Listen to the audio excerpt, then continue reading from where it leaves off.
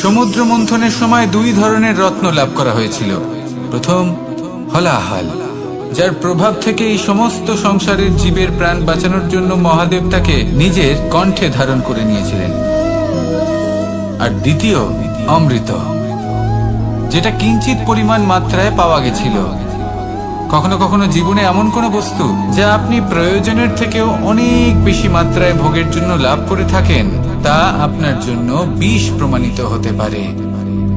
যেমন জল, প্রয়োজনের থেকে অনেক বেশি মাত্রায় যদি এই জল আসে তাহলে আপনার প্রাণ কাটতে পারে, কিন্তু পরিশ্রমের পরে এক পাত্র শীতল জল দ্বারা আপনি যদি স্নান করে নেন তাহলে তা আপনার শরীরের জন্য অমৃত হবে। পরিশ্রম করার পরে যদি আপনার শরীর এক পাত্র খাবার লাভ করে তাহলে তা আপনার শরীরের জন্য অমৃত। কিন্তু যদি কোনো পরিশ্রম না করেই আপনি দিনরাত শুধুই খাবার গ্রহণ করতে থাকেন তাহলে আপনার কাছে তা বিষ সমান। বিষ এবং অমৃত গ্রহণ করাটা আপনার উপরে নির্ভর করছে। কোনো বস্তু আপনার পক্ষে বিষও হতে পারে, আবার অমৃতও হতে পারে। নির্ভর করছে যে আপনি সেটা কিভাবে ব্যবহার করছেন, কতটা মাত্রায় ব্যবহার করছেন। আসুন আমার সাথে ভালোবেসে বলুন, রাধা রাধা।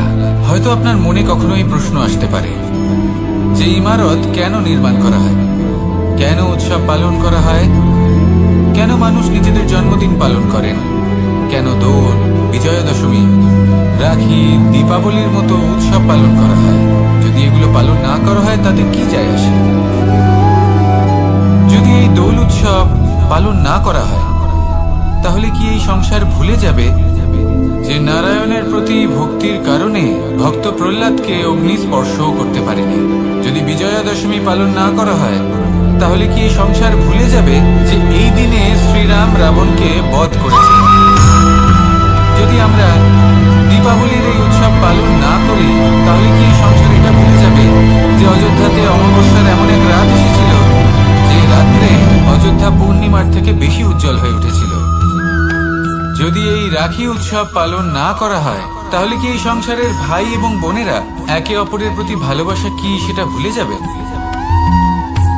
বিষয়টা ভুলে যাওয়ার নয়, বিষয়টা হলো মনে রাখা।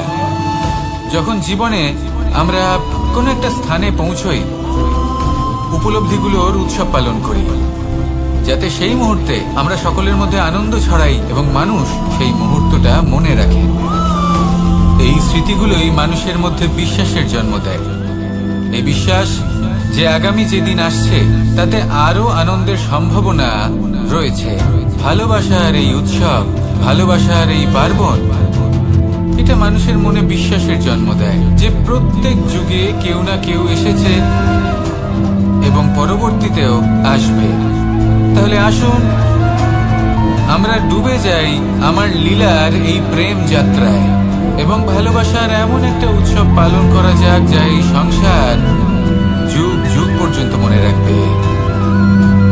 তাহলে আসুন আর আমার সাথে ভালোবেসে বলুন, রাধা রাধা।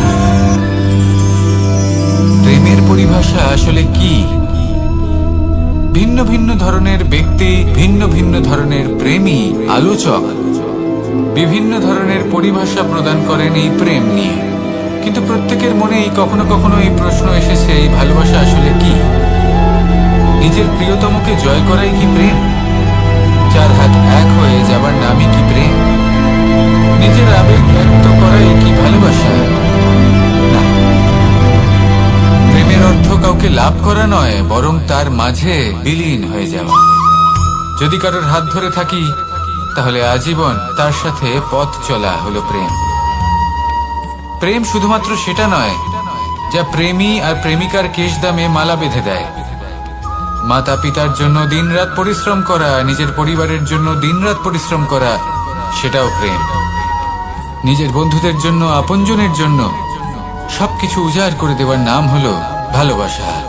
নিজের মাতৃ জন্ম লাভ করে, সেটা হয় সে ভোগ করে বা তার জন্য তার ভোগান্তি হয়। আর এটা নির্ভর করছে আপনার কর্মের ওপরে। কি কর্ম করেছেন আপনি সেই ধনকে লাভ করার জন্য? যদি আপনি সৎ পথে চলেন, নিষ্ঠা ভরে আপনি কর্ম করে থাকেন এবং তার ফলে আপনি ধন অর্জন করে থাকেন, তাহলে আপনার আগামী প্রজন্ম সেটা ভোগ করবে, সেটা প্রয়োগ করবে নিজের বিকাশের জন্য। কিন্তু যদি আপনি কুকর্ম করে থাকেন, কোনো রকম ছলনা করে থাকেন এই ধন লাভ করার জন্য, তাহলে 100% আপনার আগামী প্রজন্মকে এর জন্য ভুগতেই হবে। তাহলে আপনি কি চাইবেন? যে আপনার আগামী প্রজন্ম সুখ ভোগ করবে, নাকি আপনার কুকর্মের পরিণাম ভোগ করবে? নির্বাচন আপনারই। আসুন আমার সাথে ভালোবেসে বলুন, রাধা রাধা। কর্ণ, সূর্যপুত্র কর্ণ, স্বয়ং সূর্যের পুত্র, দেবী কুন্তির প্রথম পুত্র। সেই কর্ণ যার একটি বাণ আমার রথকে, সেই রথ যার ওপর মহাবলী অর্জুন বিরাজমান ছিলেন, যার পতাকায় স্বয়ং হনুমান ছিলেন, সেই রথকে তার একটি বাণ ধসিয়ে দিতে পেরেছিল। দৈব কবচ কুণ্ডলধারী কর্ণ, সেই কর্ণ যুদ্ধক্ষেত্রে নিজের সমাপ্তির সম্মুখীন হলেন। কারণ কি ছিল? নির্বাচন। দুর্যোধনের সাথে বন্ধুত্ব রাখার জন্য, তার অনুচিত কর্মে কোনোদিন কোনো প্রতিবাদ করেননি, তাকে সঙ্গ দিয়েছেন এই নির্বাচন। যখন দ্রৌপদীর বস্ত্রহরণ হচ্ছিল, তখন তাকে বাধা দেওয়ার বদলে নীরব থাকার নির্বাচন, তার বিরোধিতা কখনো না করার নির্বাচন। এই নির্বাচনই কারণ হয়ে দাঁড়ালো কর্ণের পতনে। এই সংসারে সবার উপকার আপনি স্বীকার করতে পারেন, তাকে সম্মানও করতে পারেন, কিন্তু তার সামনে এতটাও নত হবেন না যে নিজের অন্তর্মনের কথাটা আপনি শুনতে না পান। নির্বাচন যদি ধর্মসঙ্গত হয়, তবেই তা শুভ হয়। আসুন আমার সাথে ভালোবেসে বলুন, রাধা রাধা। ভীষ্ম একটা মহান নাম, দেবী গঙ্গার সুপুত্র। স্বয়ং বৃহস্পতি এবং পরশুরাম ছিলেন ওনার শিক্ষাগুরু। অত্যন্ত মহান যোদ্ধা ছিলেন, কিন্তু এই মহান যোদ্ধা ইনি ইতিহাসে আজ পর্যন্ত সেই সম্মান পেলেন না যার উনি যোগ্য ছিলেন। কারণ নির্বাচন। রাজ সিংহাসনের সেবা করার প্রতিজ্ঞা নিয়েছিলেন উনি। এবার রাজ সিংহাসনে যেই বসুক না কেন, তার সেবা করা, তার প্রত্যেক আদেশ পালন করা, এটাই ছিল ওনার প্রতিজ্ঞা। তা সেই ব্যক্তি উচিত হোক বা অনুচিত, সে উচিত পথে চলুক। ভালোবেসে বলুন, রাধা রাধা। যদি কোনো সিংহ বানরের মতো গাছে চড়তে চেষ্টা করে, তাহলে কি হবে? একটা মাছ যদি মাটিতে হাঁটতে চেষ্টা করে, তাহলে কি হবে? তারা বিফলই হবে। কিন্তু এরকম কেন হয়? তার কারণ হলো প্রকৃতির রচনা কিছুটা এরকম। এখানে প্রত্যেকটি ব্যক্তিকে, প্রত্যেকটি প্রাণীকে আলাদা আলাদা গুণের অধিকারী করা হয়েছে এবং সকলকে একটা সীমাও প্রদান করা হয়েছে। এবার এই যে বৃক্ষ, পশু, পাখি, এদের মধ্যে সেই ক্ষমতাই নেই যে এরা নিজেদের যাচাই করতে পারবে, নিজেদের সীমাগুলো বুঝতে পারবে, নিজেদের সদ্গুণগুলো চিনতে পারবে। এরা সেটা করতে পারবে না। কিন্তু মানুষ তো আলাদা। মানুষের কাছে সেই বিশেষ শক্তি আছে যে তারা পূর্ণরূপে নিজেদের যাচাই করতে পারবে, নিজেকে পূর্ণরূপে বুঝতে পারবে, নিজের দোষ, নিজের অপগুণ, নিজের সদ্গুণ, নিজেদের সীমাগুলো তারা বুঝতে পারবে। আর এটা অত্যন্ত গুরুত্বপূর্ণ।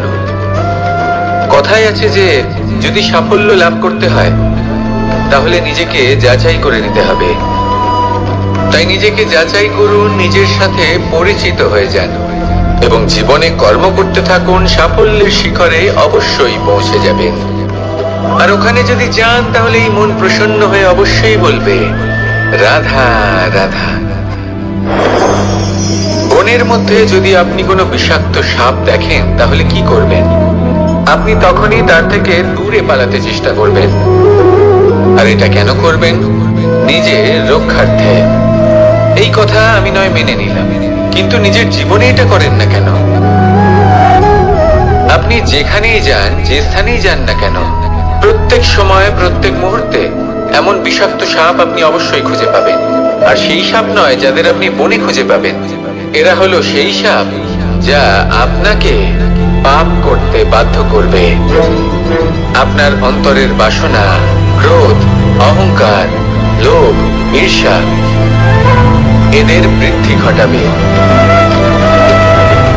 দেখুন, বনের এই সাপ আপনাকে একবার ছেড়ে দিতেও পারে, ছোবল নাও মারতে পারে, কিন্তু এই যে পাপরূপী সাপ আছে তা অবশ্যই ছোবল মারবে। কর্ম যদি করেন তাহলে অবশ্যই ফল পাবেন। সেই জন্য যখনই কোথাও যাবেন, যদি এমন কাউকে দেখেন, যদি এমন কিছু দেখেন যে আপনাকে পাপ করতে বাধ্য করছে, তাহলে সেই মুহূর্তে সেখান থেকে পালিয়ে যান। যেমন বনের সাপ দেখে আপনি পালাতে থাকেন। সৎকর্মের রক্ষা অত্যন্ত আবশ্যক। আসুন আর আমার সাথে ভালোবেসে বলুন, রাধা রাধা। মনুষ্য জীবনের সব থেকে বেশি গুরুত্বপূর্ণ বিষয় হলো মনের একাগ্রতা। এই সংসারের যে কটি মহান কার্য সম্পাদন হয়েছে তা হলো মনের এই একাগ্রতার একমাত্র ফল। আপনি অবশ্যই দেখে থাকবেন, অনেক ছোট বড় নদী যা বয়ে চলে তাদের সামনে একটা বাঁধ নির্মাণ করা হয় সেই সব নদীর জল সঞ্চয় করতে। বাঁধ হয়ে গেলে প্রয়োজন মতো বা মনের ইচ্ছে মতো তাকে ব্যবহার করা সম্ভব। এবার এটাই আমাদের মনের সাথেও সম্ভব। আমাদের মনের একাগ্রতা আজকের দিনে দাঁড়িয়ে বিভিন্ন ধরনের বিকার, ক্রীড়া এবং ভোগের মধ্যে ভাগ হয়ে গেছে। একে একত্রিত করতে হবে, একটা বাঁধ নির্মাণ করতে হবে, কর্মের বাঁধ। আপনাকে শুধু এটাই করতে হবে, যেটা উচিত কর্ম সেটাই করুন, যেটা অনুচিত কর্ম সেটা করা থেকে নিজেকে বিরত রাখুন। ব্যাস, এই কাজটাই আপনি করতে থাকুন, করতে থাকুন। মনের মধ্যে একাগ্রতার বাঁধ নির্মাণ করুন। আর একবার যদি তা নির্মাণ হয়ে যায়, তাহলে যখন চাইবেন, যেখানে চাইবেন, যতটা চাইবেন একাগ্রতা প্রয়োগ করতে পারবেন। আর একবার যদি আপনি এটা শিখে যান, তাহলে এই সংসারকে বদলে ফেলার মতো কাজ আপনি করতে পারবেন, সমাজকে শোধরাবার মতো কাজ করতে পারবেন। তাহলে এই মনকে একাগ্র করুন আর আমার সাথে ভালোবেসে বলুন, রাধা রাধা। আমরা সবাই ফল খাই, কিন্তু আমাদের সেই ফলই প্রিয় হয় যে পরিপক্ক হয়ে ওঠে, যেটা নম্র হয়, আর যে ফল অনেক বেশি মিষ্টি আর সুস্বাদু হয়ে থাকে, যাদের রঙে বাহার দেখা যায়। সেইভাবে জীবনে আমরা নানান মানুষের সাথে পরিচিত হই, কিন্তু সেই মানুষই আমাদের মন ছুঁয়ে যায় যারা বিনম্র স্বভাবের, যাদের বাণী খুব মধুর, যাদের অন্তরে আত্মবিশ্বাসের একটা তেজ, একটা রং দেখা যায়। এবার এমন ব্যক্তি আমরা কি করে হব? ঠিক সেইভাবেই যেমন একটা ফল রোদ, বর্ষা, শীত, বায়ু এই সকল সংকটময় পরিস্থিতির সম্মুখীন হয়ে পরিপক্ক হয়ে ওঠে, সেইভাবেই মানুষ সংকটময় পরিস্থিতির সম্মুখীন হয়ে পরিপক্ক হয়ে ওঠেন। যদি এই সংকটের সম্মুখীন হন তাহলে অভিজ্ঞ হবেন, আর এই অভিজ্ঞতাই শিক্ষা দিয়ে যাবে। এই অভিজ্ঞতা আমাদের শিখিয়ে দেয় যে আমাদের বিনম্র থাকতে হবে। অহংকার করে কোনো লাভ নেই। মধুর বাণীর যে কি মূল্য তা আমরা শিখতে পারি। এই অভিজ্ঞতাই আমাদের বুঝিয়ে দেয় যে উচিত অনুচিত কোনটা আমাদের দৃষ্টিভঙ্গি তৈরি করে, আর এই দৃষ্টিভঙ্গি দ্বারা আত্মবিশ্বাস জাগ্রত হয়।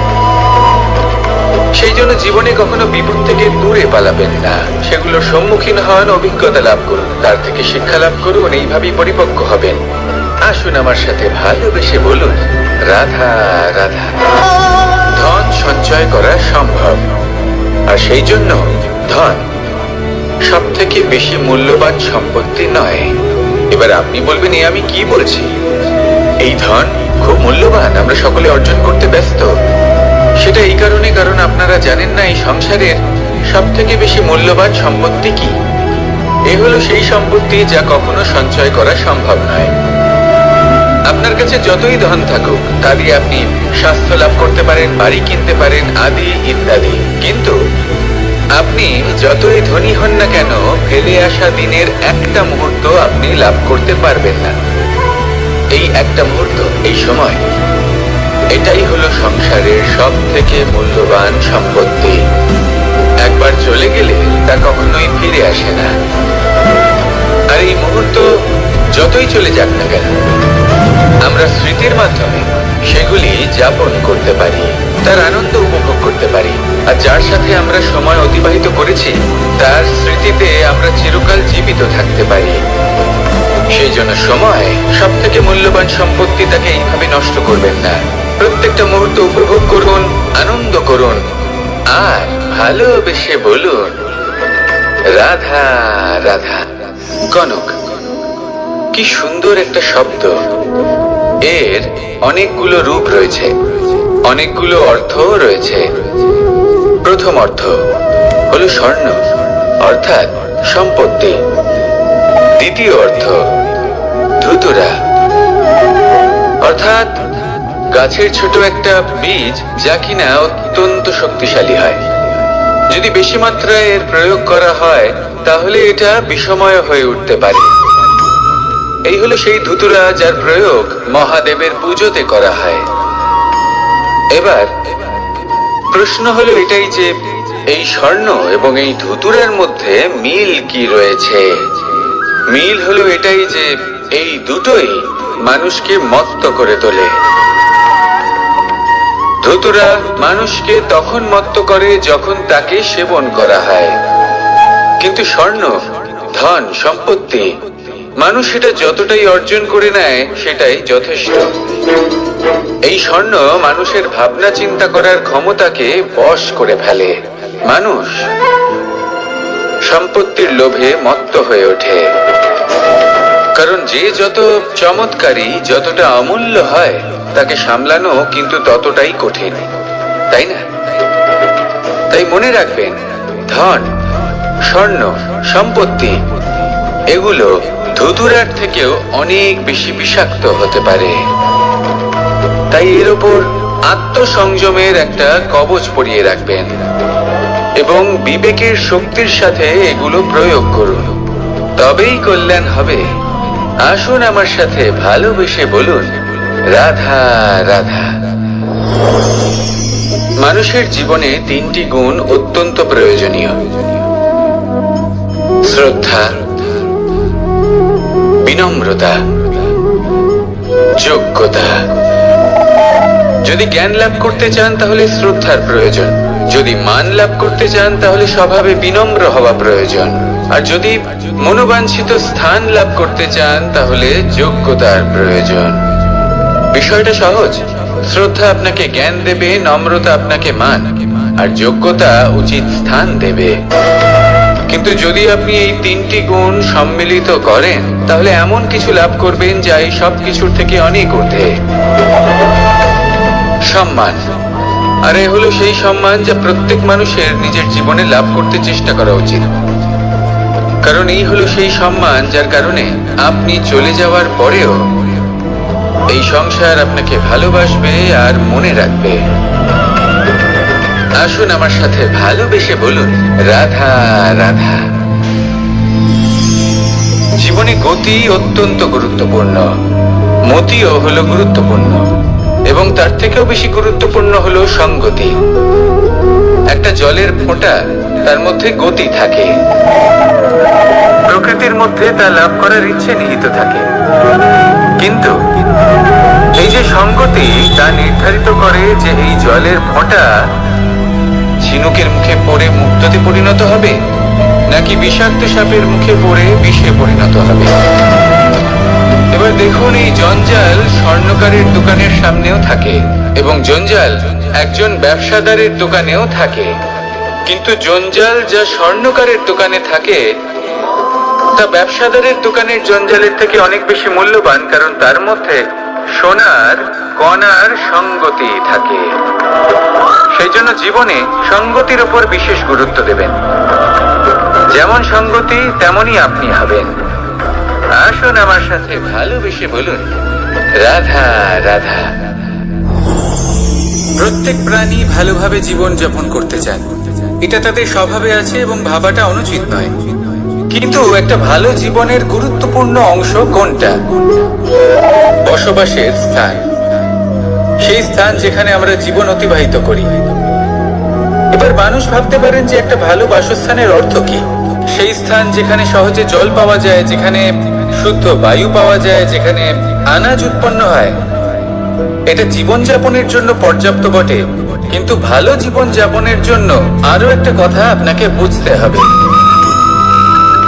সাধু, জ্ঞানী, পণ্ডিত ব্যক্তি, এই সকল মহাপুরুষ, এনাদের যে বাসস্থান তা অত্যন্ত বিশেষ হয়। এখানে এক ধরনের বিশেষ ইতিবাচক শক্তি থাকে, এমন একটা স্থান যেখানে দেবতারাও বিচরণ করে। জীবন আমরা সবাই যাপন করি, কিন্তু জীবনের উদ্দেশ্য শুধুমাত্র জীবন যাপন করা নয়। জীবনের উদ্দেশ্য হলো মুক্তি লাভ করা। আর এই সকল সাধু, জ্ঞানী, পণ্ডিত ব্যক্তি, এই সকল মহাপুরুষ আপনাকে মুক্তির পথে নিয়ে যেতে পারে। কারণ এরা হলেন সেই মহাপুরুষ যারা নিজেদের অন্তরের বিকার, অহংকার, ক্রোধ, বিদ্বেষ, এই সকল দোষগুলিকে ত্যাগ করেছেন, এদের উপর বিজয় লাভ করেছেন। এমনই একজন ব্যক্তি আপনাকে মুক্তির পথে নিয়ে যেতে পারে। প্রয়োজন হলো শুধুই এনাদের চিনতে পারা, এদের কথা বুঝতে পারা এবং এদের দেখানো পথে চলা। যদি আপনি এটা করতে পারেন, তাহলে এই মন প্রফুল্ল হয়ে বলবে, রাধা রাধা। আমি এখানে একা এই বনে বসে আছি, বাঁশি বাজাচ্ছি। কার জন্য? কে আছেন এখানে? কেউ নেই। আমার প্রজা, আমার রাজ্য, আমার পরিবার আমার থেকে অনেক দূরে আছেন। আমি এখানে একা এই বনে বসে এই আকাশের এই রঙের, গাছের এই সব ফলের, মাটির সুবাসের আনন্দ উপভোগ করছি। কেন? আমি হলাম দ্বারকাধীশ।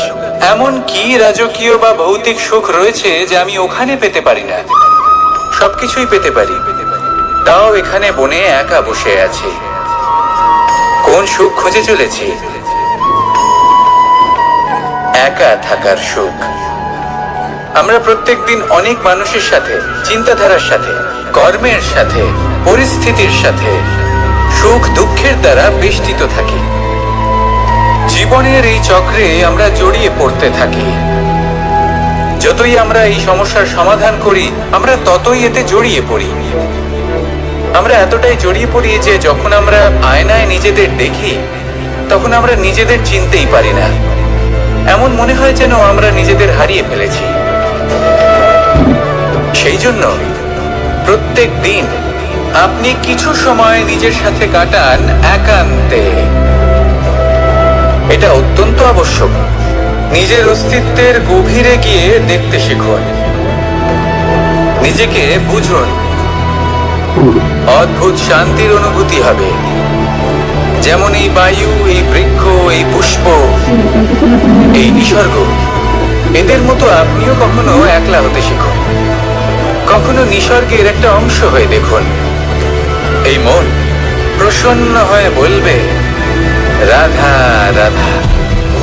ওমাই কি, আমি কখন থেকে এখানে অপেক্ষা করছি, হাত পেতে দাঁড়িয়ে রয়েছি যাতে একটা ফল আমার হাতে এসে পড়ে এবং সেটা আমি খেতে পারি। কখন থেকে অপেক্ষা করছি, কিন্তু সেটা হচ্ছেই না। এবার আপনি বলবেন যে এসব কি বলছি, এ কি অদ্ভুত কথা বলছি। যদি ফল খেতে হয় তাহলে আমাকে বৃক্ষে চড়তে হবে, ফলের কাছে পৌঁছতে হবে, তবেই তো ফল পাবো। এবার এটা অত্যন্ত সহজ ব্যাপার, কিন্তু এই বিষয়টা আপনি নিজের জীবনের প্রসঙ্গে ভেবে দেখুন। লক্ষ্য কোথায় আছে আপনি জানেন, সেই লক্ষ্যে পৌঁছানোর পথ কি সেটাও আপনি জানেন, সেই পথে চলার ক্ষমতাও আপনার রয়েছে, কিন্তু তাও আপনি নিজের লক্ষ্য লাভ করতে পারছেন না। কেন?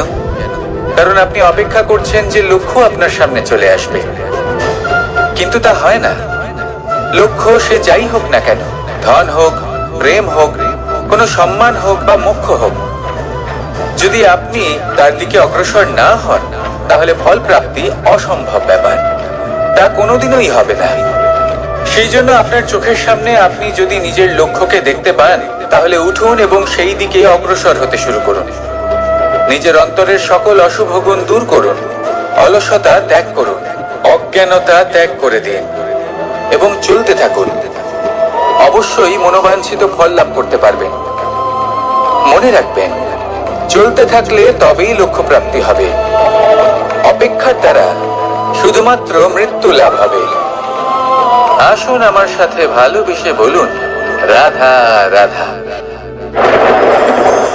আমি দ্বারকাধীশ এবং আমার সভাতে বিভিন্ন সময় বিভিন্ন ধরনের মানুষ আসেন, নিজেদের দাবি নিয়ে, নিজেদের ইচ্ছে নিয়ে। কখনো কেউ ভোজন চান, আবার কখনো কেউ ওষুধ, কখনো কেউ বস্তু চান, কেউ আবার চান বস্ত্র। কারোর জ্ঞান চাই, কারোর ধন চাই, আবার কারোর বাসস্থান। অনেক সময় আমি এই অনুরোধ, এই ইচ্ছে পূর্ণ করি না। এবার আপনি এটা ভাবতেই পারেন যে কৃষ্ণ তো তাহলে লোভী, ওর কাছে তো সবকিছুই রয়েছে, তারপরেও সে নিজের প্রজার ইচ্ছে পূর্ণ করে না, তাদের সমস্যাগুলি বুঝতে পারে না, তাদের সুখ স্বাচ্ছন্দ্য প্রদান করে না। আসল সত্য হলো এটাই যে কোনো সবল ব্যক্তি, যে কোনো গৃহস্থ ব্যক্তি যে কাজ করতে সক্ষম, তার পরিশ্রম দ্বারাই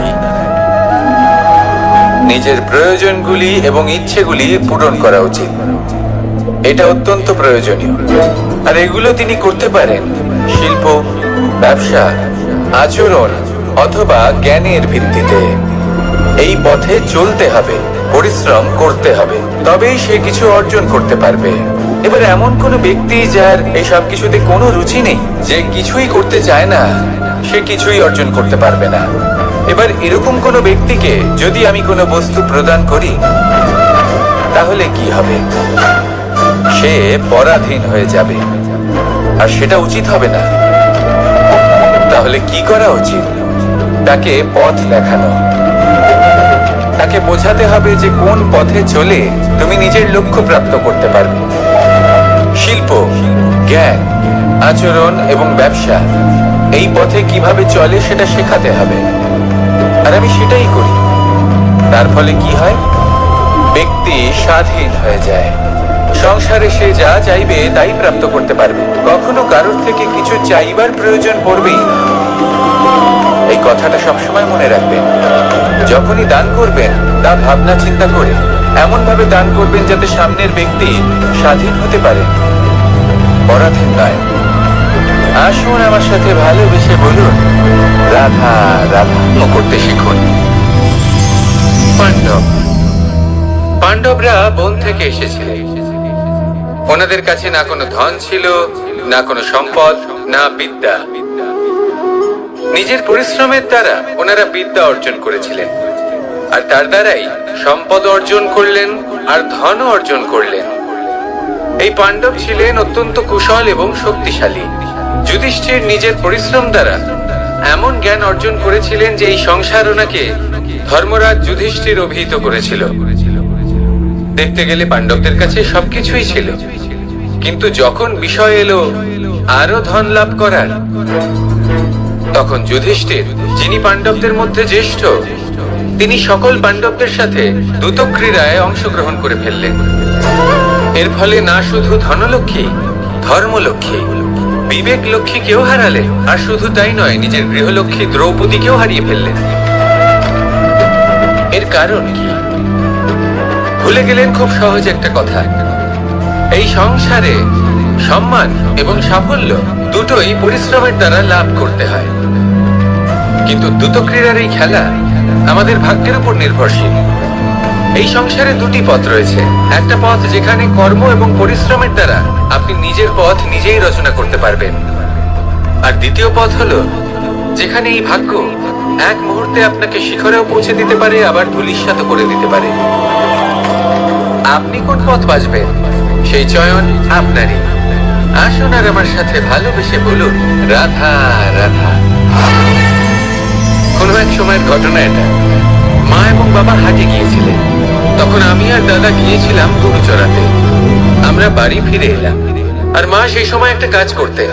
যখনই হাটে যেতেন, দরজা তালা বন্ধ করে যেতেন। উনি খুব ভালো করে জানতেন যে যদি ওনার এই মাখন চোর সঠিক সময় পৌঁছে যায়, তাহলে এক ফোঁটাও মাখন আর অবশিষ্ট থাকবে না। এবার ঘটনা কিছুটা এরকম হলো যে মা আর বাবা মাঝে মাঝে হাটে যেতেন, তাই মাঝে মাঝেই দরজা তালা বন্ধ করতে হতো। যখন মা আর বাবা ফিরে এলেন, তখন বাবা ভুলে গিয়েছিলেন যে এই চাবির গোছা থেকে ঠিক কোন চাবিটা দরজার তালা খোলার জন্য উপযোগী। উনি চেষ্টা করতে শুরু করে দিলেন। একটার পর একটা চাবি দিয়ে উনি চেষ্টা করতে থাকলেন, কিন্তু সেই দরজার তালা তো খুলতেই চাইছিল না। ওনার মাথা থেকে ঘাম পড়তে শুরু করলো। তখন মা বললেন যে তালা ভেঙে দেওয়া যাক। মা চলে গেলেন, আর বাবা বললেন না না দাঁড়াও, আর কিছু চাবি বাকি আছে, এটা হয়তো খুলতে পারবো। মা হাতুড়ি নিয়ে চলে এলেন সেই তালা ভাঙার জন্য, আর তখনই বাবা শেষ চাবিটা প্রয়োগ করলেন আর দরজার তালা খুলে গেল। যদি উনি চেষ্টা না করতেন তাহলে এই তালাটাও ভেঙে যেত আর চাবিটাও নষ্ট হয়ে যেত, ঠিক কিনা? এবার এই ঘটনাটা আমি দেখেছিলাম, আর আমার মনে হলো যে কখনো কখনো এই চাবির গোছার মধ্যে থেকে শেষ চাবিটাও কিন্তু জীবনের দরজা খুলে দিতে পারে। সেজন্য আপনি যদি জীবনে সাফল্য লাভ করতে চেষ্টা করেন, নিজের লক্ষ্যে পৌঁছতে চান, তাহলে হার মানবেন না। হয়তো দেখবেন আপনার পরবর্তী প্রচেষ্টা বা এই অন্তিম প্রচেষ্টা আপনাকে সাফল্যের পথে নিয়ে গেল। তাই নিরন্তর প্রচেষ্টা করতে থাকুন, জীবনে সাফল্য লাভ করুন। যজ্ঞের আগুনকে শুভ বলে মনে করা হয়, আর সেখানেই চিতার আগুনকে অশুভ মনে করা হয়। এমনটা কেন হয়? এখানে বিষয়টা হলো লক্ষ্য, বিচার এবং সঙ্গের। যখন আমরা যজ্ঞ করি তখন আমাদের লক্ষ্য কি হয়? পরিবেশকে আরো পবিত্র করে তোলা, ইতিবাচক করে তোলা। আমাদের লক্ষ্য শুভ হয়। তারপরে আসে বিচার। এই পরিস্থিতিতে সেই বিচার হলো অগ্নি। স্ফুলিঙ্গ থেকে তীব্র আকার ধারণ করে সমস্ত কাঠকে পুড়িয়ে দেয় এবং সুগন্ধ ছড়িয়ে দেয়। অর্থাৎ যদি আপনার লক্ষ্য শুভ হয় তাহলে তার নিজেই শুভ বিচারধারাকে আমন্ত্রণ জানায়। এই শুভ বিচার তখনই আসবে যখন আপনার সংকল্প শুভ হবে। অন্যদিকে হলো চিতার আগুন। এর লক্ষ্য কি? একটা দেহকে পরধামে পৌঁছে দেওয়া। সবার শেষে সবকিছু আপনার উপরে নির্ভরশীল যে আপনি কোনটা চয়ন করতে চান। আপনার লক্ষ্য যদি শুভ হয় তাহলে আপনার বিচার এবং সঙ্গতি আর তার পরিণাম সবই শুভ হবে। আসুন আর আমার সাথে ভালোবেসে বলুন, রাধা রাধা। এই সংসারের প্রত্যেক বস্তুর, প্রত্যেক পরিস্থিতির, প্রত্যেক আবেগের দুটি দিক আছে। এর মধ্যে পার্থক্য করা সম্ভব শুধুমাত্র দৃষ্টিভঙ্গির দ্বারা। যদি কোনো ব্যক্তি পর্বত শিখরে দাঁড়িয়ে থাকেন তাহলে উনি এটাই দেখতে পাবেন যে এই জলের ধারা সমুদ্রের দিকে বয়ে চলেছে। আরেক ব্যক্তি যিনি সমুদ্রের কাছে দাঁড়িয়ে আছেন তার এটাই মনে হবে যে এই জলের ধারা সমুদ্রের দিকে আসছে।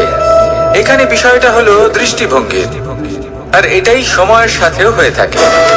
অনেক সময় মানুষ চিন্তিত হয়ে পড়েন, ত্রস্ত হয়ে পড়েন যে তার কাছে হয়তো খুব কম সময় আছে, তাতে তিনি অনেক কিছুই করতে পারবেন না, আর একটু সময় থাকলে খুব ভালো হতো। তিনি এভাবেও ভাবতে পারেন যে অল্প হলেও সময় বাকি তো রয়েছে, অর্থাৎ যা অবশিষ্ট আছে তাকে সংরক্ষণও করা সম্ভব, তাতে জীবন যাপনও করা সম্ভব। আর এটা নির্ভর করছে আপনার উপর। তাই দৃষ্টিভঙ্গি ইতিবাচক রাখুন। জীবনে দুই ধরনের আবেগ রয়েছে যার কোনো মূল্য নেই। আমার কথার অর্থ এটা নয় যে এদের কোনো গুরুত্ব নেই, গুরুত্ব যথেষ্টই রয়েছে, শুধু এদের জন্য আপনাকে কোনো মূল্য দিতে হয় না। প্রথম আবেগ হলো আনন্দ, প্রসন্নতা। এটা আপনি যে কোনো জায়গায় খুঁজে পেতে পারেন যদি আপনি খুঁজে পেতে চান। আপনি কোনো পুষ্পের সৌন্দর্য দেখে প্রসন্ন হতে পারেন। বায়ুর কারণে যখন একটি বৃক্ষ শিহরিত হয় সেটা দেখে আপনি প্রসন্ন হতে পারেন। একটা ছোট্ট শিশুর কলরব শুনেও আপনি প্রসন্ন হতে পারেন। একটা ক্রন্দনরত বালককে হাসিয়ে আপনি প্রসন্ন হতে পারেন। সবকিছু আপনার উপর নির্ভরশীল। সেখানে আরেকটি আবেগ হলো দুশ্চিন্তা। মানুষ বড়ই দুশ্চিন্তা করতে থাকে। আজ আমি এই কাজ করেছি, সেই বিষয়ে চিন্তা। আজ আমি এই কাজ করতে পারিনি, সেই বিষয়ে চিন্তা। কাল আমাকে এই কাজ করতে হবে, সেই নিয়ে চিন্তা। আমি কি সেই কাজটা করতে পারবো, সেই বিষয়ে দুশ্চিন্তা। চিন্তা সর্বত্র রয়েছে, যার জন্য মূল্য দিতে হয় না। যত চান আপনি একত্রিত করতে পারেন। একটা গুরুত্বপূর্ণ কথা মনে রাখবেন, প্রসন্নতা জীবনের একটা নতুন সূত্রপাত। সেখানে দুশ্চিন্তা হলো জীবনের চিতার সমান। এবার এই দুটি আবেগ হলো মূল্যহীন, দুটোই আপনার সামনে আছে। কোনটা চয়ন করবেন আপনি, দুশ্চিন্তা নাকি প্রসন্নতা, সিদ্ধান্ত আপনারই। আসুন আর আমার সাথে ভালোবেসে বলুন, রাধা রাধা। ধন, সম্পত্তি, এগুলো আসলে কি? এগুলো শুধু সেই মূল্য যার দ্বারা আমরা কোনো কিছু অর্জন করতে পারি। এবার এই ধনের দ্বারা এই সংসারে অনেক কিছু লাভ করা সম্ভব, কিন্তু সেই সব কিছুই শুধুমাত্র ভৌতিক বস্তুই হবে, ভৌতিক সামগ্রী, ভৌতিক সুবিধা। অর্থাৎ আপনার কাছে যতই ধন থাকুক, তা আপনাকে শান্তির ঘুম এনে দিতে পারবে না, আপনাকে জীবনের বাস্তব সুখের অনুভূতি লাভ করাতে পারবে না, কারণ এগুলো ভৌতিক ধন। এই ভৌতিক বস্তুই অর্জন করাতে সক্ষম। বাস্তবিক ধন কি? যদি এই প্রশ্ন আপনার মনে আসে, তাহলে তার উত্তর আমি আপনাকে দেব একটা উদাহরণের মাধ্যমে। কখনো আপনি শুনে থাকবেন যে একজন পিতা আজীবন অনিষ্ট করেন, অনর্থ করেন, খারাপ কাজ করেন শুধু ধন অর্জনের জন্য। তিনি ভাবেন যে আমি ধন অর্জন করব আর নিজের সন্তানকে একটা উজ্জ্বল ভবিষ্যৎ প্রদান করব, একটা সুখ স্বাচ্ছন্দ্যময় জীবন দান করব। এবার সন্তান যখন জন্ম লাভ করে, তখন সে ভাগ্যের জোরে সেই ধন ভোগ করে। যেরকম সে পায়, সেরকমই তার ব্যবহার সে করে। কখনো আপনি এটাও দেখে থাকবেন যে সেই সন্তান সমস্ত ধন নষ্ট করে ফেলে, আর সেই পিতা যিনি সমস্ত ধন সঞ্চয় করেছেন, যিনি সেই ধনের প্রভু, আজ সেই ধনের প্রহরী হয়ে রয়েছেন। এবার এরকম কেন হয়? এরকম তখনই হয় যখন সেই পিতা বুঝতেই পারেন না যে তার জীবনের আসল ধন কি। সেই আসল ধন তার সন্তানকে সে দিতেই পারে না। যদি পিতা তার সন্তানকে কর্মের জ্ঞান দিতে পারেন, উচিত কোনটা অনুচিত কোনটা সেই শিক্ষা দিতে পারেন, সংস্কারের প্রকৃত শিক্ষা দিতে পারেন, তবে সেটা ধনের থেকে অনেক বেশি গুরুত্বপূর্ণ। এটাই হলো জীবনের বাস্তব ধন। আপনি সেই কথা তো অবশ্যই শুনে থাকবেন, কুসন্তান হলে ধন সঞ্চয় করে কি হবে, সুসন্তান হলে ধন সঞ্চয় করে কি হবে। সন্তান যদি কুপুত্র হয়, তাহলে সব নষ্ট করে ফেলবে, আর সন্তান যদি সুপুত্র হয়, তাহলে ধন থাকুক না থাকুক, সে নিজেই কর্মের পথে অগ্রসর হয়ে ধন অর্জন করবে আর নিজের জন্য এক উজ্জ্বল ভবিষ্যৎ করে তুলবে। তাই সন্তানকে সম্পদ দেওয়ার আগে কর্মের জ্ঞান দান করুন, সুশিক্ষা দিন, কারণ এটাই হলো জীবনের প্রকৃত ধন। আসুন আর আমার সাথে ভালোবেসে বলুন, রাধা রাধা। একবার একটা শেয়াল বনে বিচরণ করছিল। ও একটা ছোট্ট শাবক দেখতে পেল।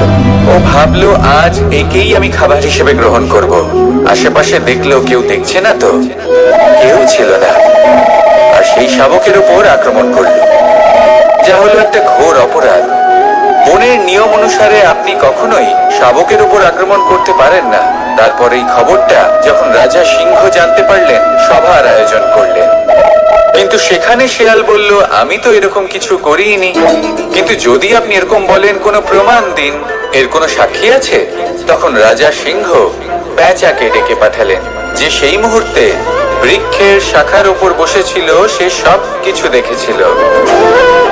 পেঁচা সব সত্যি কথা বলল, আর শেয়ালকে মৃত্যুদণ্ড দেয়া হলো। এবার এই কাহিনী আমি আপনাকে কেন শোনালাম? কারণ মানুষও কখনো কখনো এরকম কর্ম করেন যা শিয়াল করেছে। এটা ভাবেন কেউ দেখছে না যখন, আমি অনুচিত কর্ম করতেই পারি। কিন্তু না, আপনি যাই করুন না কেন, কেউ না কেউ অবশ্যই তা দেখছে। কোনো ব্যক্তি না হলেও কোনো প্রাণী, না হলে কোনো যক্ষ বা দেব বা প্রেত। যদি এনারা কেউ না দেখেন, তাহলে ধরিত্রী মাতা দেখেন, যেখানে দাঁড়িয়ে আপনি সেই কর্ম করছেন, তাই না? তাই একটা কথা সবসময় মনে রাখবেন, কে দেখছেন কে দেখছেন না সেই বিষয়ে ভাবা ছেড়ে দিন। এটা খুব সহজ কথা। আপনি যদি উচিত কর্ম করেন, উচিত ফল পাবেন। যদি অনুচিত কর্ম করেন, তাহলে আপনি অনুচিত ফল অবশ্যই পাবেন। সেই জন্য উচিত পথে চলতে থাকুন, উচিত কর্ম করতে থাকুন, আর আমার সাথে ভালোবেসে বলুন, রাধা রাধা। আমরা সবাই জীবনে নিজের জন্য সবচেয়ে ভালোটাই চাই, সবচেয়ে ভালো সুবিধে পেতে চাই, সবচেয়ে বেশি সম্মান পেতে চাই। কিন্তু সবার পক্ষে এইসব পাওয়া কি সম্ভব? হ্যাঁ, নিশ্চয়ই। শুধু একমাত্র বাধা সময়। আমাদের জীবনের কোনো স্থায়িত্ব নেই। তাই যদি সময়ের সদ্ব্যবহার করেন, তাহলে একটু সুবিধে হতে পারে। এবারে দেখুন, যাদের সবসময় স্বপ্ন দেখতে ভালো লাগে তার জন্য রাত্রি কম পড়ে যায়, আর যারা স্বপ্ন পূরণ করতে চান তাদের জন্য দিন কম পড়ে যায়। যারা সম্মান পেতে চান তাদের জন্য সব সময় পরোপকার কম পড়ে যায়, আর যারা জ্ঞান অর্জন করতে চান তাদের জন্য মনোসংযোগ। জীবনে যদি নিজের লক্ষ্যে পৌঁছতে চান তবে সময়ের বিভাজন আপনাকে ঠিক করতেই হবে। মনে রাখবেন, রাধা রাধা। লোকে বলে জীবনে মেলামেশা করা অত্যন্ত আবশ্যক, এতে সম্পর্কের আধারও হয়, আবার ব্যবসাও চলে। কিন্তু সবচেয়ে বেশি গুরুত্বপূর্ণ হলো ব্যবহার। তাই এই বিষয়ে ভাবুন, আপনার জীবনে কি আপনার সাথে মেলামেশা করবে তা নিশ্চিত করে সময়। আপনি আপনার জীবনে কার সাথে মেলামেশা করবেন তা নিশ্চিত করবে আপনার হৃদয়। আপনি যাদের সাথে মিশছেন তাদের হৃদয়ে আপনি কতক্ষণ থাকবেন তা নিশ্চিত করবে আপনার ব্যবহার। নিজের ব্যবহার ভালো রাখুন, সব ভালোই হবে। রাধা রাধা। এই ফুল দেখতে পাচ্ছেন আপনি? এটা সেই ফুল যার জীবন এই ডালে শুরু হয়েছিল। দর্শকদের চোখে প্রশংসা দেখলো সে, মধুর লোভে মৌমাছিরা এলো, আর তারপর ডাল থেকে ভেঙে নিচে পড়ে গেল সে। কেন? নিয়তি এরকম কেন করল? ভাবুন, কারণ এই ডালেই ফুল হয়ে থাকাটা এই ফুলের জীবনের লক্ষ্য কখনোই ছিল না। এবার এই ফুল হয় দেবতাদের সজ্জায় ব্যবহৃত হবে, নয় কোনো কন্যার গয়নায় গাঁথা হবে, আর নয় কারোর প্রেম প্রদর্শনের মাধ্যম হবে। দেখুন, জীবনে নিজের লক্ষ্যে পৌঁছতে হলে যাত্রাকে ভয় পেলে চলবে না। নিজের অস্তিত্ব তৈরি করতে হলে তাদের ছায়া থেকে আপনাদের দূরে যেতেই হবে যারা আপনাকে অস্তিত্ব প্রদান করেছেন। এটাই জীবনের নিরন্তর সত্য। রাধা রাধা। আমাদের সকলের জীবনে কখনো না কখনো পাথর দ্বারা আঘাত লাগেই, আর এই সংসারও আমাদের ওপরে কখনো না কখনো পাথর বর্ষণ করে। কখনো আমাদের খারাপ ভেবে, আর কখনো আমাদের অসফল ভেবে, কখনো আমাদের বুদ্ধিহীন ভেবে। কারণ অনেক আছে, কিন্তু এই পাথর দ্বারা আমরা আঘাত পাবো কি পাবো না তা সম্পূর্ণ আমাদের হাতে। হয় আপনি এই পাথরের আঘাত পেয়ে চোখের জলে ডুবে থাকতে পারেন, আর নয়তো যদি আপনি চান তাহলে এই পাথর দিয়ে সেতু বানিয়ে সকল সমস্যার সাগর অতিক্রম করতে পারেন। সিদ্ধান্ত আপনার। এই পাথর এ হলো প্রতীক আমাদের নিন্দার, আমাদের আলোচনার। যে এই আলোচনা নাকারাত্মক ভাবে দেখবে সে শুধুমাত্র কষ্টই পাবে, আর যে এই আলোচনাকে নিজের বিকাশের আধার বানাবে সেই সাফল্যের চূড়ায় পৌঁছবে। তাই মনে রাখবেন, আলোচনা আপনার শত্রু নয়, আপনার সবচেয়ে বড় মিত্র। রাধা রাধা। মিষ্টি জল সবার পছন্দ, কিন্তু নোনতা জল কেউ পছন্দ করে না। এইবার ভাবার বিষয় হলো মুক্ত, যা সমুদ্রের গহ্বরেই তৈরি হয়। নোনতা জলের মধ্যে থেকেই প্রতি মুহূর্তে অন্য প্রাণীদের থেকে বেঁচে নিজের অস্তিত্বকে বাজি রেখে ঝিনুক মুক্ত প্রদান করে থাকে। কখনো ভেবেছেন কেন? কারণ সংকটের সম্মুখীন না হয়ে, চরম পরিস্থিতির সাথে না জড়িয়ে আপনার কখনোই সুপ্রাপ্তি হবে না। তাই নির্ভীক হয়ে সংকটের সম্মুখীন হন, আর আমার সাথে ভালোবেসে বলুন, রাধা রাধা। আমরা সকলেই সময়ের গুরুত্ব বুঝি। সময় আমাদের তৈরি করে, আর সময়ই আমাদের নষ্ট করে দেয়। কখনো ভালো সময় আসে, আর কখনো ভীষণ খারাপ সময় আসে। তবে আশ্চর্যের বিষয় এটাই যে সব জেনেও আমরা সময় নষ্ট করি। মনে রাখবেন, সময় শুধু বয়ে যায়, কখনো ফিরে আসে না। তাই ভালো সময় আসার অপেক্ষায় সময় নষ্ট করবেন না। যাই করবেন আজ এক্ষুনি এই মুহূর্তে শুরু করুন। তা সেটা কাউকে আনন্দ দেওয়াই হোক বা নিজেকে বদলানোর চেষ্টা করা হোক, যাই হোক না কেন, বিলম্ব করবেন না। কারণ সময় শুধুমাত্র তাকেই সঙ্গ দেয় যে সর্বদা সময়কে সম্মান করে।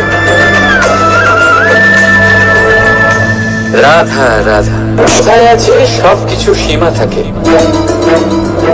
মুশকিলের, কষ্টের, সংকটের, অন্ধকারের। যার কোনো সীমা নেই তা হলো কেবলমাত্র কঠোর পরিশ্রমের। আপনি নিশ্চয়ই দেখেছেন, রাত্রি যতই অন্ধকারময় হোক, তারারা পরিশ্রম করে তার সাথে লড়তে থাকে, আর অবশেষে সকাল হয়েই যায়। ঝড়ে পাখিদের বাসা ছিন্ন বিচ্ছিন্ন হয়ে যায়, কিন্তু পাখিরা নিজের পরিশ্রম দ্বারা তা আবার বানিয়ে নেয়। কারণ যা সীমিত তাকে অসীমের কাছে হারতে হয়, আর পরিশ্রম অসীম। রাধা রাধা। প্রবাহিত নদী কত সুন্দর হয়, বলিষ্ঠ হয়। যেদিক দিয়ে বয়ে যায় সেখানে এক নতুন জীবন প্রদান করে, ধরণীকে উর্বর করে, আকার দূরে রাখে। আর হয়তো এই জন্যই নদীকে মায়ের মতো পুজো করা হয়। কিন্তু আপনি কি কখনো ভেবে দেখেছেন যে নদীর জন্ম কি করে হয়? এ কি শুরু থেকেই এমন বিশাল আর খরস্রোতা হয়? না, বৃষ্টির ছোট ছোট ফোঁটা একসাথে সম্মিলিত হয়ে এক সূক্ষ্ম ধারা তৈরি করে, আর সেই ধারাগুলি পর্বতের বরফ কেটে তাদেরকে গলিয়ে জলপ্রপাত হয়ে ঝরে পড়ে পাথরের সাথে ধাক্কা খেয়ে তারপরেই সে নদী হয়ে ওঠে। ঠিক সেইভাবেই এত সহজে কেউ মহান হয়ে ওঠে না। ছোট ছোট চেষ্টা মিলে এক বিশাল ব্যক্তিত্ব তৈরি করে। তাই জীবনে সর্বদাই চেষ্টা করতে থাকুন, অস্তিত্ব নিজে থেকেই প্রকাশ পাবে। রাধা রাধা। কখনো কখনো আমরা নিজের মা বাবার ওপর কতটা রেগে যাই, মনে করি ওনাদের মন আমাদের দিকেই নেই। আমরা ভাবি ওনাদের কাছে আমাদের কোনো অস্তিত্বই নেই, আর তাই আমরা রেগে যাই। কিন্তু আপনি কি কখনো এমন অনুভব করেছেন যে আমাদের চোখ দিয়ে আমরা আমাদের নাক কখনো দেখতেই পাই না? কারণ তা চোখের ভীষণ কাছে থাকে, দুই চোখের মাঝখানে। কিন্তু যখন কেউ মুখে আঘাত করে, হাত সর্বপ্রথম নাককেই সুরক্ষিত করার চেষ্টা করে। মাতা পিতাও অনেকটা এরকমই হয়। আপনার ভালোর জন্য, আপনার সুরক্ষার জন্য তারা সবসময় তৈরি। তাই তাদের প্রেমকে কখনো সন্দেহ করবেন না। আবশ্যক নয় তাদের প্রেম আপনি সবসময় স্পষ্টভাবে দেখতে পাবেন, কারণ এই এক এমন প্রেম যা সর্বদাই আপনার সাথে ঢাল হয়ে আপনার রক্ষা করতে থাকবে। রাধা রাধা। বাবুল গাছ কত বিশাল আকার হয়, পিপুল গাছও বিশাল আকার হয়। কিন্তু আপনি কি কখনো ভেবে দেখেছেন যে কেন বাবুল গাছ কেটে তা ব্যবহার করা হয়, আর কেনই বা পিপুল গাছকে পুজো করা হয়? এই জন্যই, কারণ পিপুল গাছ তার নিচে বসে থাকা পথিককে ছায়া প্রদান করে, নিজের ডালে অসংখ্য পাখিদের আশ্রয় দিয়ে থাকে। যদি আপনি সম্মান পেতে চান তবে পিপুল গাছের মতোই হতে হবে। কিছু দিতে শিখুন, আনন্দ, সুখ, শীতলতা দান করতে শিখুন। আর কাঁটার মতন কাউকে কখনো কষ্ট দেবেন না। সম্মান স্বয়ং হেঁটে আপনার কাছে আসবে। আর মন প্রসন্ন হয়ে বলবে রাধা রাধা। শক্তি অর্জন করা এতটা কঠিন নয় যতটা শক্তি লাভ করার পরে সেই শক্তি সামলানো কঠিন হয়। কারণ যেই মানুষ শক্তি লাভ করে তার মনে গর্ববোধ জন্মায়, জন্মায় অহংকার, জন্মায় জেদ। তাই শক্তি প্রাপ্ত করার সাথে বিনম্র থাকাও অত্যন্ত আবশ্যক। আর এটা আমাদের শেখা উচিত বৃক্ষের থেকে। বৃক্ষ যা আমাদের ফল দেয়, বৃক্ষ যা যত ফল দেয় ততটাই ঝুঁকে যায়। আমরা পাথর মারি ওই বৃক্ষের থেকে ফল প্রাপ্ত করার জন্য। সেই পাথরের মার সহ্য করেও বৃক্ষ আমাদের ফল দেয়। কোনো গর্ববোধ নেই, কোনো অহংকার বোধ নেই। আর সেই জন্য এই বৃক্ষের পুজো করা হয়। এটাই হলো মাহাত্ম্য শক্তির সাথে বিনম্রতা। যদি এই শক্তি সৃজন করে থাকে, সাহায্য করে থাকে, সম্বল হয়ে থাকে, তবেই সেই শক্তি উপযুক্ত। আর নয়তো সেই শক্তি একদিন আপনাকে আসক্ত অবশ্যই করবে। তাহলে শক্তি অবশ্যই অর্জন করুন, কিন্তু তার সাথে সেই শক্তি সামলানোর মতো বিবেকও আপনাকে অবশ্যই জাগ্রত করতে হবে। তাহলে আসুন আমার সাথে ভালোবেসে বলুন, রাধা রাধা।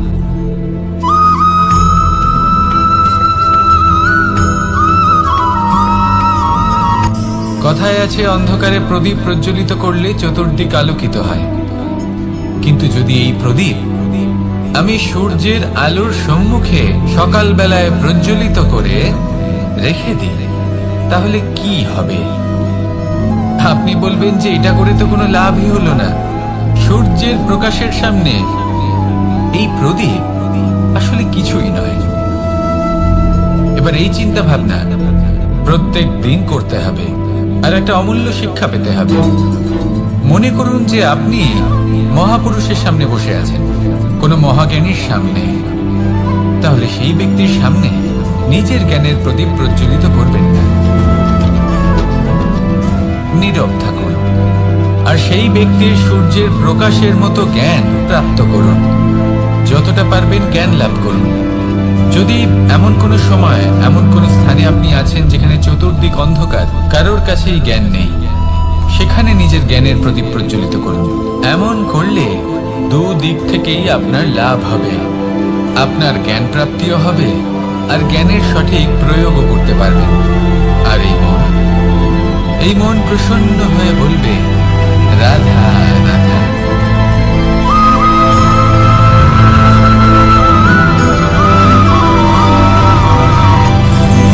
এই সংসারে আমরা প্রকাশ কোথা থেকে পাই?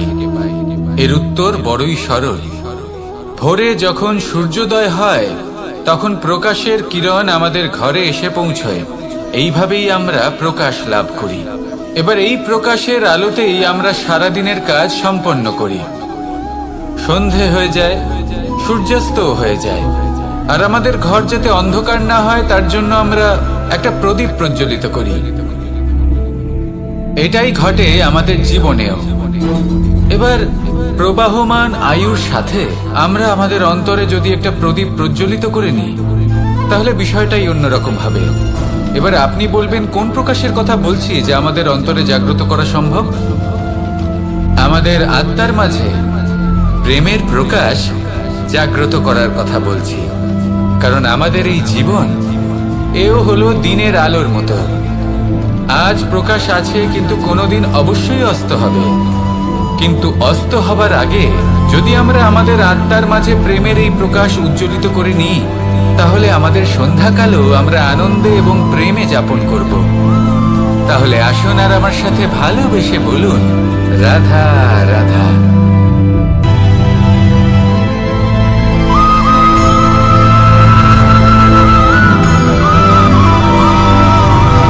কথায় আছে যে এমন কোনো অক্ষর নেই যার দ্বারা কোনো মন্ত্র হয় না। এমন কোনো বনস্পতি নেই যা নিজেই একটা ঔষধি নয়। পৃথিবীর এমন কোনো ব্যক্তি নেই যার মধ্যে কোনো যোগ্যতা থাকে না। শুধু প্রয়োজন হলো যে ব্যক্তিকে আমরা খুঁজে চলেছি তাকে সঠিকভাবে চিনে নেওয়া। যদি তার যোগ্যতা, তার বিশেষত্ব আমরা বুঝতেই না পারি, তাহলে আর লাভ কি রইল? এই যদি কোনো নিষ্ঠুর কঠিন পাথরে বারংবার জড়িয়ে দেওয়া হয়, তাহলেও তাকেও কাটতে পারে, নিজের ছাপ ছেড়ে যেতে পারে, সেটার আকারও বদলে ফেলতে পারে। এবার এর কারণ কি? এর কারণ হলো অভ্যাস আর নিরন্তর প্রচেষ্টা।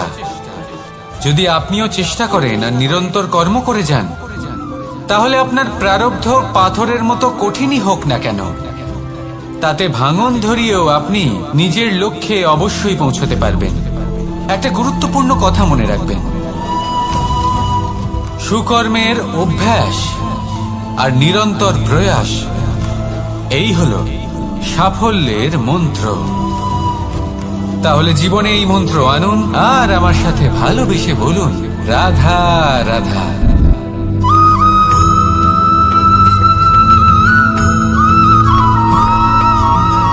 এই সংসারে কোনো বস্তু হোক বা ব্যক্তি হোক, তার একার গুরুত্ব কিন্তু খুব বেশি নয়। একটা উদাহরণ হিসেবে বৃষ্টির ফোঁটাকে ভেবে দেখুন। যদি একটি বৃষ্টির ফোঁটা হয় তাহলে তার খুব বেশি গুরুত্ব থাকে না, কিন্তু যখন সহস্র বৃষ্টির ফোঁটা মেঘের মধ্যে দিয়ে ঝরে পড়ে, তখন সেটা বর্ষার রূপ ধারণ করে। সেই বর্ষা যা এই প্রকৃতিকে শান্ত করে। সেইভাবেই পাথরের ছোট টুকরো, তার খুব বেশি গুরুত্ব থাকে না, কিন্তু যখন অসংখ্য পাথরের টুকরো একত্রিত হয় তখন তা পর্বতের আকার ধারণ করে। সেইভাবেই কিছু মানুষ যখন একত্রিত হন তখন তৈরি হয় পরিবার, কিছু পরিবার যখন একত্রিত হয় তখন তৈরি হয় সমাজ, যখন অনেক সংখ্যক সমাজ একত্রিত হয় তখন তৈরি হয় রাজ্য। এবার এই রাজ্যের সব থেকে গুরুত্বপূর্ণ ব্যক্তি হতে পারেন রাজা, কিন্তু তাও সেই রাজা একা কিছু করতে পারেন না। যুদ্ধ লড়ার সময় তারও নিজের সৈন্যদলকে প্রয়োজন পড়ে। কিন্তু এই সংসারে এমন একজন ব্যক্তি আছেন যিনি একাই সব কাজ করতে থাকেন, এবং সেই ব্যক্তি হলেন মা। আমাদের জীবনে একজন পিতার ভূমিকা কিন্তু নিঃসন্দেহে অমূল্য, কিন্তু আমাদের সকলের জীবনে যে ভূমিকা একজন মায়ের তা অন্য কারোর থাকে না। একজন মা একাই সন্তানকে বড় করতে পারেন, সংস্কারী করে তুলতে পারেন, তার জন্য পরিশ্রম করেন। আর এত কিছু কাজ করার পরেও তার কাজের জন্য তিনি প্রশংসা অবশ্য পান না। উল্টে যদি সেই সন্তান অনুচিত পথে চালিত হয়, অনুচিত কর্ম করে, তখন সেই মাকেই অপবাদের পাত্র হয়ে উঠতে হয়। আমাদের জীবনে মায়ের যোগদান কতটা সেটা বুঝুন। আপনাকে বড় করে তোলার জন্য উনি কতটা পরিশ্রম করেছেন সেটা বুঝুন। আজ থেকে, এখন থেকে, এই মুহূর্ত থেকে মাকে সম্মান করতে শিখুন। যখন সময় পাবেন, যখন সুযোগ হবে, তখন তার প্রশংসা করুন, ওনারও ভালো লাগবে। আর মায়ের এই মমতার জন্য, তার এই ভূমিকার জন্য আসুন সবাই মিলে আমরা তাকে প্রণাম করি, আর সকলে মিলে ভালোবেসে বলি, রাধা রাধা।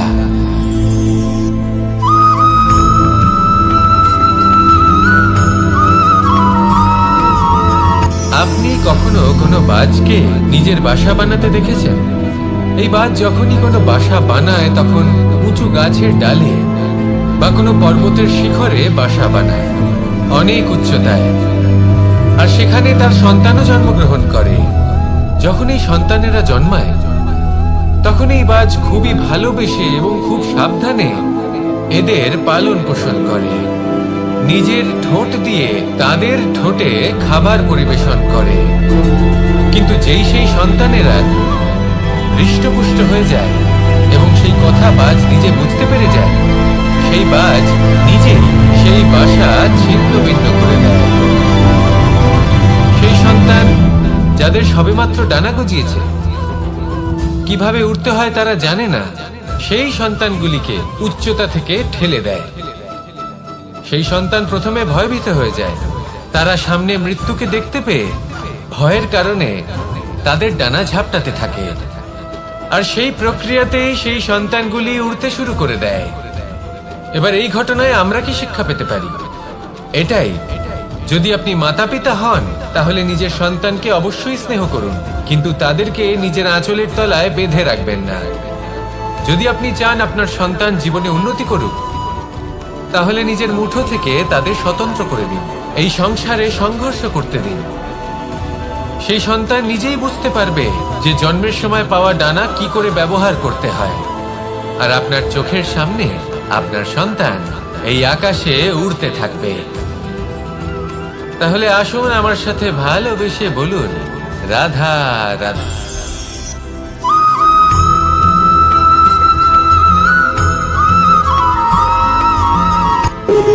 যখন মানুষের মৃত্যু হয় তখন কি হয়?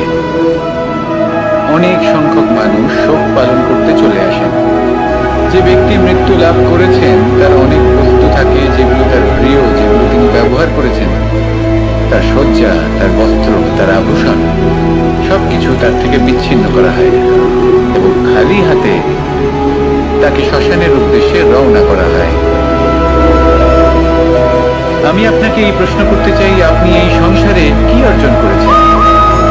ধন, সম্পত্তি, বস্ত্র, আভূষণ, এই সব কিছু যে আপনি অর্জন করেছেন, আপনার মৃত্যুর পরে তা আপনার থেকে দূর হয়ে যাবে। এর উত্তর হলো একটাই, আপনার কর্ম।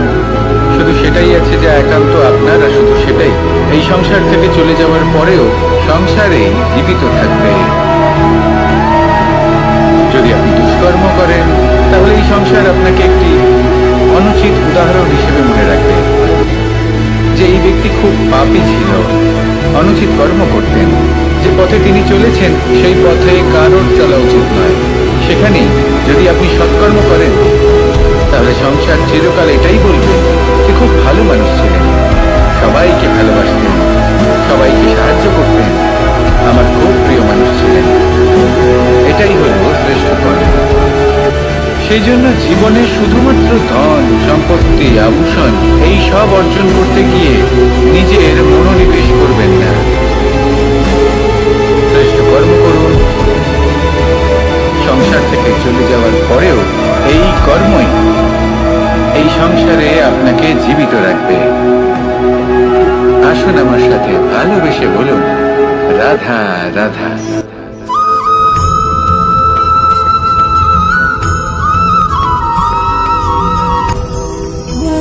ভোজন। এবার ভোজন সংগ্রহ করার জন্য মানুষ কি না করেন, সব সময় চেষ্টা করতে থাকেন। ফসল উৎপাদনের জন্য অনেক পরিশ্রম করতে থাকেন, কিন্তু অনেক সময় অনেক পরিশ্রম করার পরেও ফসল ভালো উৎপাদন হয় না। এর কারণ কি? কারণ হলো এটাই যে আপনি পরিশ্রম হয়তো অনেক করেছেন, কিন্তু আপনার নজর তো সেই বীজের দিকে ছিলই না যা আপনি রোপণ করেছেন। সেই জন্য সব সময় কোনো বীজ রোপণ করার আগে তাকে পরখ করে দেখুন, তা অত্যন্ত আবশ্যক। আর সেইভাবেই যখনই কোনো কর্মের প্রশ্ন আসে তাহলে সেখানে শুধুমাত্র পরিশ্রম যথেষ্ট নয়।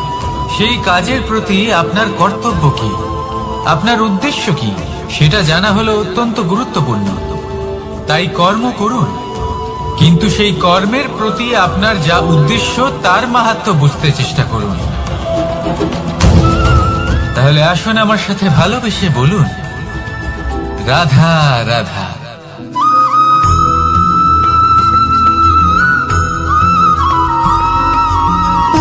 সুখ, দুঃখ এবং শক্তি, এই তিন হলো এই সংসারের ত্রিদেবের মতো।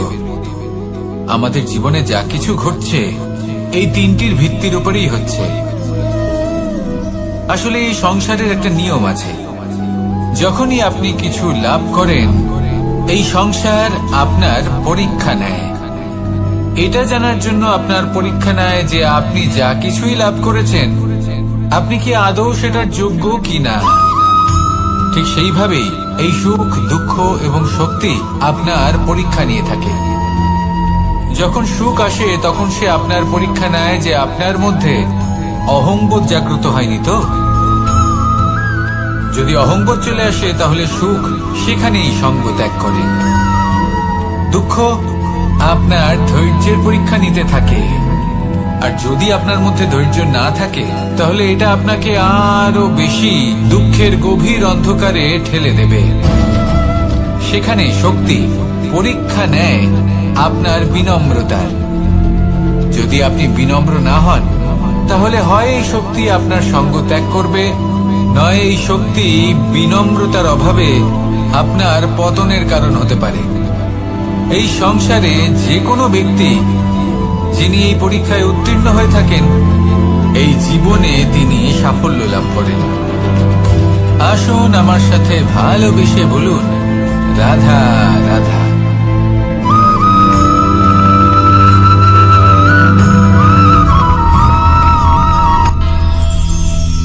আমরা সবাই সূর্যকে সম্মান কেন করি? কারণ আমরা জানি যে সন্ধেবেলা যখন সূর্যাস্ত হবে তখন শুধুমাত্র অন্ধকার বাকি থাকবে। ঠিক কিছুটা এরকমই হয় আমাদের মাতা পিতাও, যিনি আমাদের জন্ম দেন, আমাদের ভরণ পোষণ করেন, আমাদের বড় করেন, আমাদের প্রেম প্রদান করেন। কখনো কখনো তাদের মুখ থেকে কটু কথা নিঃসৃত হয়, আমাদের দুঃখ হয়, কিন্তু তখন আমাদের এটা বোঝা উচিত এগুলি নিঃসৃত হচ্ছে আমাদেরই মঙ্গলের জন্য। যেমন সূর্যদেব, উনিও উত্তাপ দিয়ে থাকেন আমাদেরই মঙ্গলের জন্য, যাতে ফসল পাকতে পারে, যাতে জল বাষ্প হয়ে মেঘ হতে পারে, বৃষ্টি হতে পারে, আর এই সংসারে নিরন্তর জলের প্রবাহ থাকে। আমাদের মাতা পিতা, তাদের কঠোর আচরণ, তাদের কঠোর অনুশাসনের পেছনে লুকিয়ে থাকে ওনাদের ভালোবাসা। আমাদের তা বুঝতে হবে, সসম্মানে ওনাদের গ্রহণ করতে হবে। কারণ ঠিক সূর্যাস্তের পরে যেমন চতুর্দিক অন্ধকারচ্ছন্ন হয়ে যায়, তেমনি আমাদের জীবন থেকে যখন আমাদের মাতা পিতা চলে যায় তখন আমাদের জীবনেও শুধু এবং শুধুমাত্র অন্ধকারই ছেয়ে থাকে। সেই জন্য নিজের মাতা পিতাকে সম্মান করুন, ওনাদের ভালোবাসা প্রদান করুন। এই মন আর এই জীবন প্রসন্ন হয়ে বলবে, রাধা রাধা।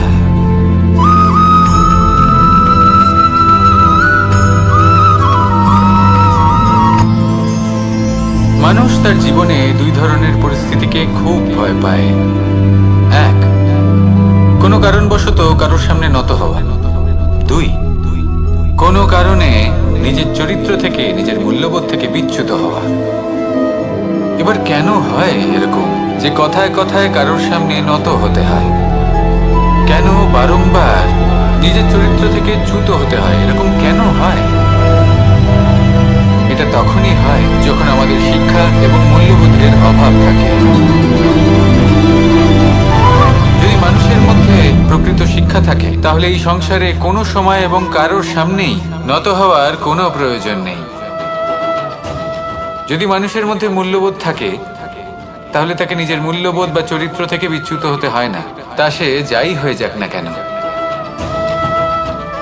কোনো বালককে যদি জন্ম থেকেই সুশিক্ষার অধিকারী করা হয়, শিক্ষিত করা হয়, মূল্যবোধের অধিকারী করা হয়, তবে সে এই সংসারে এমন কর্ম করবে যাতে সে নিজেকে, নিজের পরিবারকে, সমগ্র সমাজকে গর্বিত করতে পারে। শিক্ষা লাভ করুন, মূল্যবোধ লাভ করুন, এবং আমার সাথে আমাদের সমগ্র সংসার নির্ভরশীল। কারণ এই ভূমি সহ্য ক্ষমতা রাখে, এর সহ্য ক্ষমতা হলো অপরিসীম। সন্তান যতই আঘাত প্রদান করুক না কেন, প্রেম পূর্বক সহ্য করে, আর তার বদলে অমূল্য রত্ন প্রদান করে। সন্তান যদি হাল চালায় তাহলে তার বদলে তাকে অন্ন প্রদান করে। এটাই হলো ধরনী। এবার এর থেকে আমরা কি শিক্ষা পেতে পারি? এটাই যে কারোর জন্য কিছু করা বা কাউকে কিছু দেওয়া মনে কোনো কামনা ছাড়াই। আর এই কথাটা বুঝে যান, যদি কারোর জন্য কামনা না রেখে বা কোনো পাওয়ার আশা না রেখে কারোর জন্য কিছু করেন বা কারোকে কিছু দেন, যদি এটা আপনি শিখতে পারেন তবে আপনি ভালোবাসতে শিখে গেছেন। আর সেই জন্যই এই ধরিত্রীকে মাতা বলা হয়। কারণ মাতা শুধু উনি নন যিনি গর্ভে সন্তানকে ধারণ করেন, মাতা তো উনিও যিনি জীবন বাঁচতে শেখান, যিনি জীবন বাঁচার উদাহরণ প্রদান করেন। তাহলে ধরনীর থেকে এই নিঃস্বার্থ ভাব শিখুন, নিঃস্বার্থ ভালোবাসা শিখুন, আর এই ভালোবাসার সাথেই বলুন, রাধা রাধা।